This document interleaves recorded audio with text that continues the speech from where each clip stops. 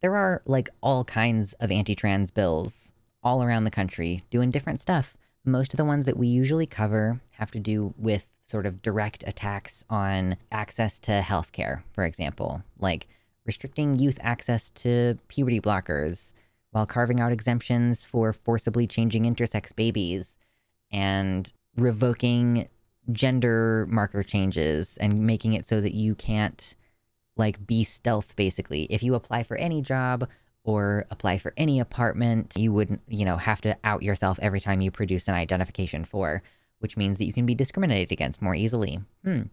Like marking you almost in a certain way. Like maybe in a similar way that you might wear like a pink triangle. And, we have actually even seen some laws introduced that create two different designations on a birth certificate. One is your sex and the other is your gender.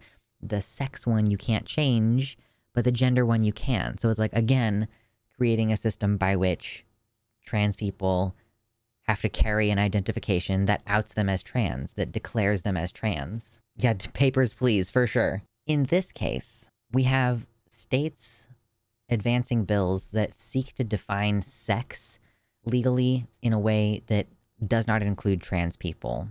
So currently, sex classification is how we protect trans rights. That whole, you're not allowed to discriminate based on like race, sex, religious belief, etc. Generally speaking, it's been considered through the court system, basically, that if you're discriminating against a male for having a relationship with a male, like a gay man, that is sex discrimination because you wouldn't penalize a woman for being in a relationship with a man, right? And then similarly, with trans people, if you would punish a man, like a trans woman, so like if you perceive it as like a man wearing a dress, if you would punish that person in the workplace, but you wouldn't punish a woman, a cisgender woman, for wearing a dress and high heels or whatever, then that's still sex discrimination. So that's why trans people have protection under the law for the most part in the US, is because the courts have interpreted that sex discrimination includes these other issues. If you're enjoying this video, hit the like button, maybe subscribe, hit all notifications if you want. Feel free to check out the links in the description. You might find some merch you like, or you can hit up the Patreon to support the content and find free stuff. And so the response now is to attempt, in this example, in Louisiana, Mississippi, and Alabama, trying to define sex to exclude trans people from any legal recognition. Basically, they're introducing bills to define sex in a manner that excludes trans people, which could, of course, affect birth certificates, driver's licenses, access to bathrooms, and other gendered or sexed spaces. Of course, it's called the Women's Bill of Rights. I actually think that that's the one. Did they call SB 180 the Women's Bill of Rights in Kansas as well?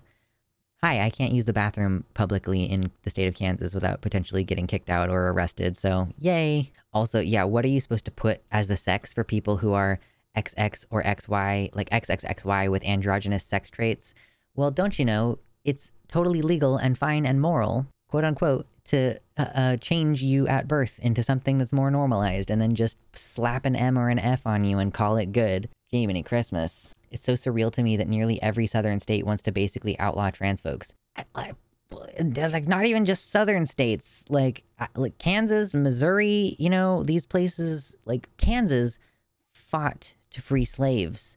I genuinely like historically think of Kansas as like a place that is capable of being progressive.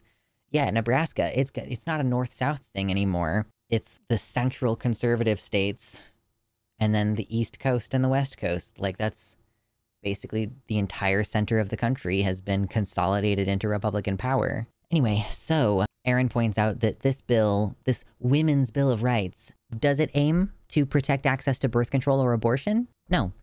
Does it seek to ensure equitable pay for women? No. Does it, allocate funds for or promote women's athletics in any way? No. Are there any provisions in it aimed to curb violence against women? No, of course. So in this Women's Bill of Rights, allegedly, what really is being done to further women's rights here? Mainly what they do, no, is just categorize sex based on reproductive capability. In Louisiana, let's see. The primary focus of the one in Louisiana is on restricting bathroom access in schools, prisons, and shelters. But there's a particular section of the bill indicating that, quote, any provision of law enacted by the legislature or any rule adopted by a state agency or other entity subject to the Administrative Procedures Act, when applicable to an individual's sex, shall apply those definitions provided in this provision.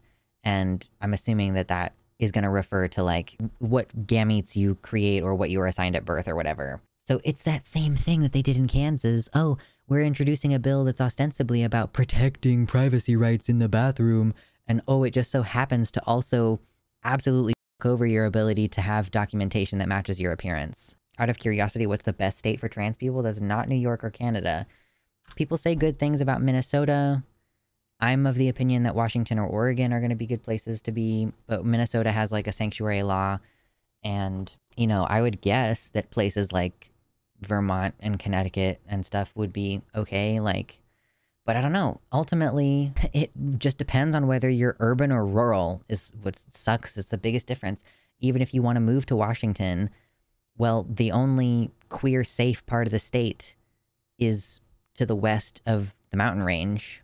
So like, if you're queer and you might want to move to Washington State, I hope that you are cool with living basically in Seattle, because that's kind of the only like queer safe place in Washington.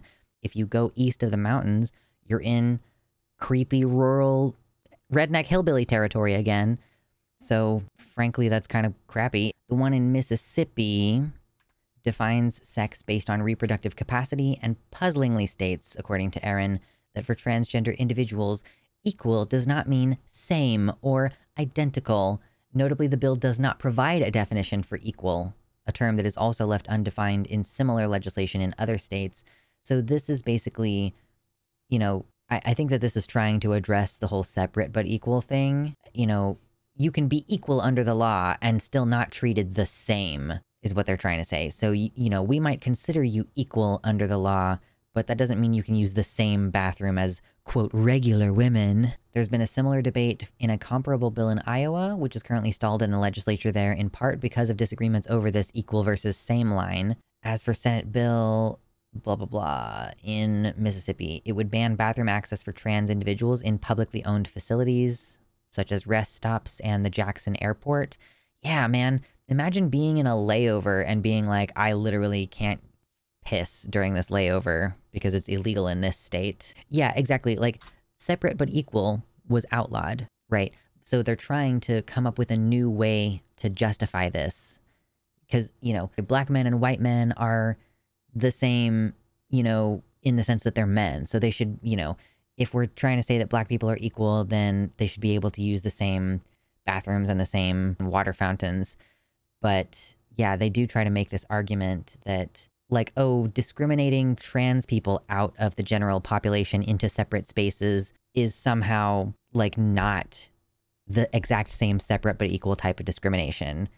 I guess they're basically just like, the argument again is like, it's a lie that you can change your sex, therefore you must always use the bathroom of what you were born, you know, no matter what kind of violence that incurs on you. And then the J.K. Rowlings of the world will say, well, if you trans women are so worried about using men's restrooms because they're so dangerous, why don't you just work to make men less violent and make men's places more safe? Like, okay, deny trans women the opportunity to have equal access to spaces for women, and then put the onus on them to change problems with men, because as historically is the case, you know, men are so keen on listening to women's input. They're so keen on listening to the input of people that they consider to be degenerate male fails, like who they consider to be F-slurs, right? You know, men are definitely going to change on account of what women say. The argument of nuh-uh. Solid impression. Thank you. Then we have Alabama House bills, two different ones targeting trans individuals. The first one specifies sex based on reproductive capacity for all vital statistics purposes. Meanwhile, the other one does not directly define sex, but will reportedly be amended to add language that extends the Don't Say Gay legislation to space camp. Okay, great. This addition comes after conservative media expressed outrage over a trans individual being employed at the state's renowned space camp, and which could be used to target trans employees in state facilities more broadly. That's crazy. Yeah, 5 states have passed similar legislation already, including Kansas, yay, Montana, North Dakota, Tennessee, and Utah. But Okay, so here's a map from the Movement Advancement Project. So this is not Erin's, her like travel advisory one. This one is talking about just whether state law explicitly defines sex to allow discrimination against trans people, or whether there's a state executive order explicitly defining sex to allow discrimination against trans people. So yeah, Nebraska, Oklahoma, Montana, North Dakota, like it's seriously, it's this entire center chunk with maybe the exception of Colorado. And like, of course, like Minnesota tends to be kind of blue, but like this entire area right here is just going to be effed in the A for a really long time. Erin points out that the implications are profound because individuals who've long since updated their identity documents may face the reversion of those documents back to their assigned sex at birth. Again, ex post facto, can we get some respect, please? State-issued identification documents obviously can be employed to enforce additional anti-trans laws, including the bathroom bans. Yeah, like imagine having to produce your ID in order to be allowed to go into a bathroom. And of course, these restrictions create complications for trans individuals who've legally updated their federal documents to align their gender identity, because now your federal documents are conflicting with your state-issued documents. I guess at that point, I would just use my passport for everything. It's exclusively the states with population density of early interstellar colony planets. So yeah, I mean, what else is there to say? They want it to be possible to discriminate against us in every avenue possible, and they'll take any avenue possible to get there. It's crazy how the small town mindset will lead to people being like, XYZ people are degenerates, except for Larry from down the road, he's cool. Much love to my patrons, especially Tiago Nascimento, Mersh Rolvog, Michelle Frattaroli, Amanda B., Wellington Marcus, Michelle Winter, Danielle McDonald, DZXN, Suzanne Maynard, Spooky Heather Sylvia, Jamie Jam, Pasnell Infinity, Nova, Sojo, Elizabeth Bartell, Ella V. Nobody, Kevin Young, Sarah A., Athiet, Celeste, Desi Quiche, Liam Hodgson, and Mr. Atheist.